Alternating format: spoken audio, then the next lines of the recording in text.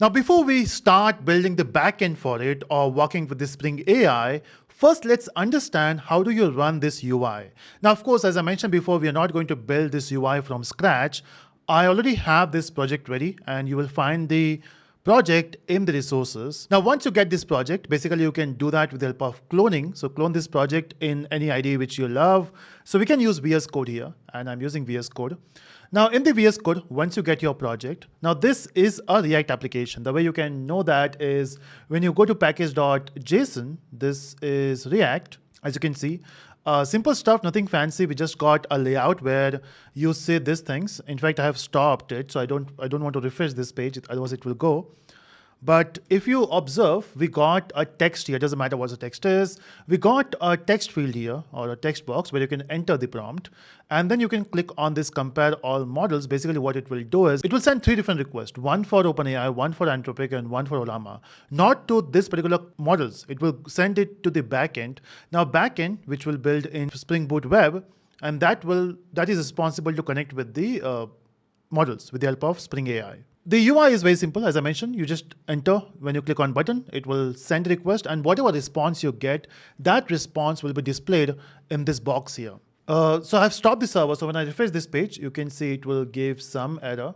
So it says this site cannot be reached. And to make this work, you just have to do very simple stuff. Go back to your VS Code. Now in this project, the first thing you do is, so get this project and go to this particular folder, which is LLM comparison UI, and say npm install. Now the moment you do that, basically it will download the packages required to run this project. And if you're new to React, basically in package.json, you mention all the dependencies, as I mentioned here, and then it will install it. Now it was faster for me because I've already done that. I already have this node modules folder here. But once I have done that, I can just start this project. So you can simply say npm run dev.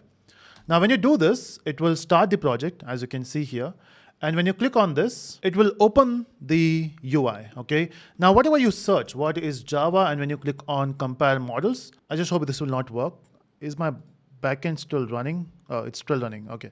I will just refresh that once more. My backend was still running. Okay, so I've stopped the backend. I will say what is Java. Now, when you do this for the first time, you will see nothing. You will see error. This is the error which I was expecting. So fail to fetch, fail to fetch, fail to fetch. It's not because UI is not working. UI is working. It's just that we don't have a backend for it. And it is giving the response, fastest response to say failed. Okay. Anyway, we just want to make this work. Now, we need to know what URL they are hitting. So basically what URI they are hitting. So if you go to your VS Code, and when you expand this SRC, this is the HTML page, which is responsible to load everything, and to display everything. And the way you inject the component or build the components, so we have done that here in app.jsx. And again, as I mentioned, I'm not going to teach you React here, but this is how you basically build the components there. And the models which you are working with is OpenAI, Anthropic, and Ollama.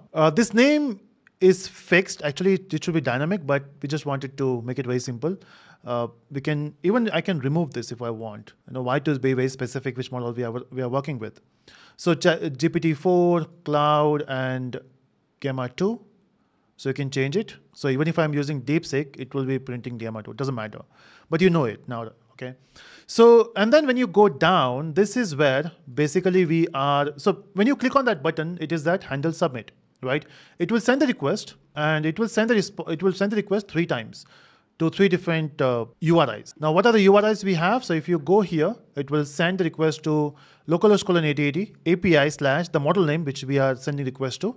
And as I mentioned, we have 3 models here: OpenAI, Anthropic, and Llama or Ollama. So this will be the model, and then whatever prompt you have entered. So when I say what is Java, that is a part of this prompt. And this will be sent to the server. Now, why this was not working, the UI is not working, is because we don't have the backend. And it's time to build the backend, okay? That we'll do in the next video, but now you got the gist how this is working. And if something goes wrong with the UI, just look here. Maybe you have entered the wrong port number, or not running the port number which is expected here. So look after those things. But make sure that you do those steps. So first you have to install, npm install, and then npm run dev, and this UI will work. And of course, make sure that you have Node installed. Okay, so if I check, You need to make sure that you have Node installed in your machine. I mean, that should be my first statement in the video. But anyway, so you need to make sure that you have Node installed. I already have Node, and NPM will come with it, but also verify, do you have NPM? So this thing, whatever version you're using, make sure that they are later than this particular versions here. Then it should work, okay? So yeah, that's it from how do we run this UI. See you in the next video.